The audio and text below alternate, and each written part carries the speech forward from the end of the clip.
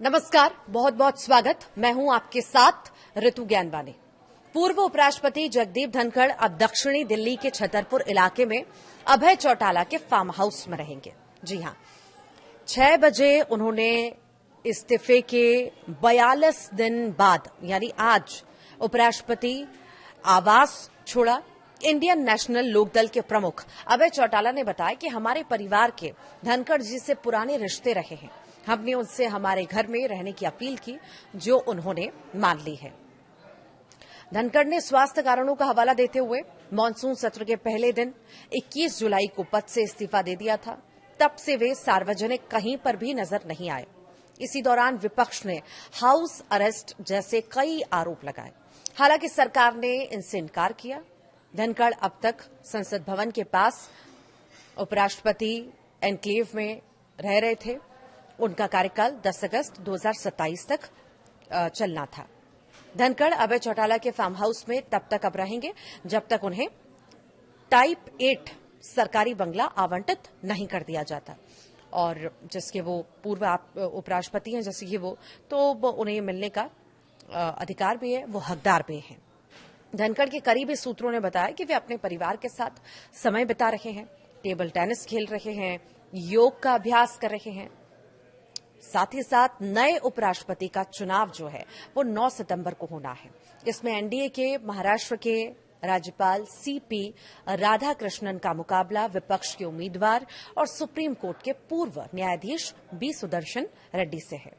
अब आपको ये भी जानकारी दें कि धनखड़ और चौटाला के रिश्ते कैसे हैं, जिनके यहाँ पर धनखड़ रुकने वाले हैं। तो धनखड़ और चौटाला परिवार के बीच करीब 40 साल पुराना रिश्ता है।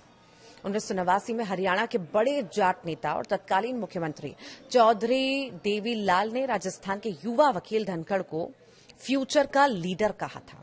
धनखड़ देवीलाल को अपना राजनीतिक गुरु भी मानते हैं, और उसी दौर में दिल्ली के बोट क्लब पर देवीलाल के जन्मदिन पर विपक्षी रैली में धनखड़ ने 500 गाड़ियां राजस्थान से जुटाई थी।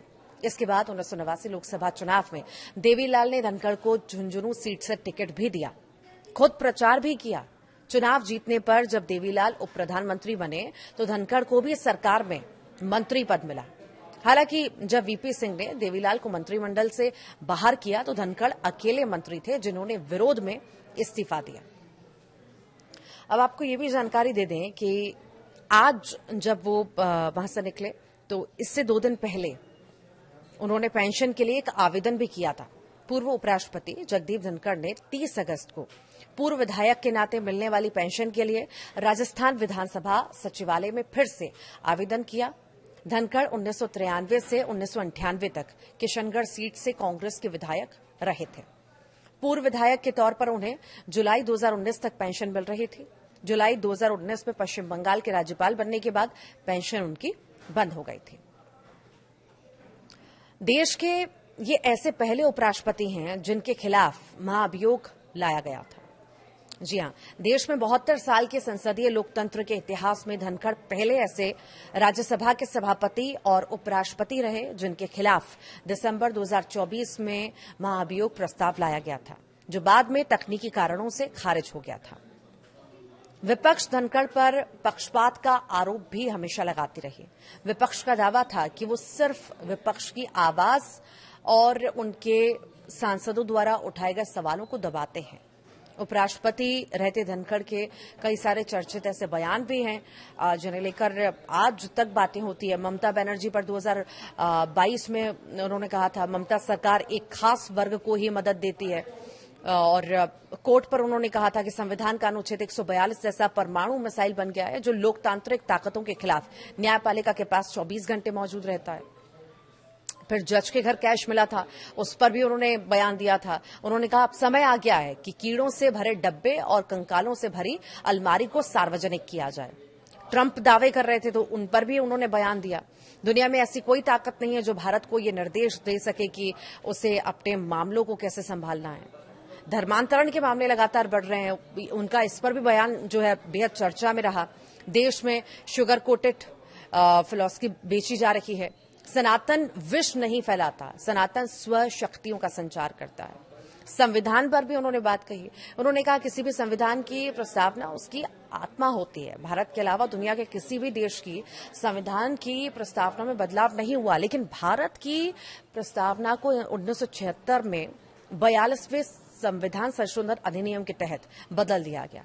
उसमें समाजवादी पार्टी, धर्मनिरपेक्ष और अखंडता जैसे शब्द भी जोड़ दिए गए। ये जोड़े गए शब्द नासूर हैं, ये उथल पुथल पैदा करेंगे। कोचिंग सेंटर्स और कई सारे ऐसे मुद्दे थे जिन पर उन्होंने बयान दिया और चर्चा में भी वो रहे। अब जब आज उन्होंने सरकारी बंगला छोड़ा है और वहां से वो अब चौटाला के यहां पर गए हैं, वहां कब तक रहेंगे ये अभी कुछ भी साफ नहीं है। फिलहाल देखना होगा। पेंशन के लिए भी उन्होंने अर्जी जो है डाली है, साथ ही साथ अब जो है वो परिवार के साथ समय बिता रखे हैं, उन्हें अच्छा लग रहा है। स्वास्थ्य कारणों की वजह से उन्होंने अपना पद छोड़ दिया, जिसके बाद तमाम कयास लगाए गए, तमाम सियासत भी हुई, पर इसी बीच उनका स्वास्थ्य अभी ठीक है। वो स्वास्थ्य पर ध्यान दे रहे हैं, परिवार के साथ समय बिता रहे हैं। नमस्कार।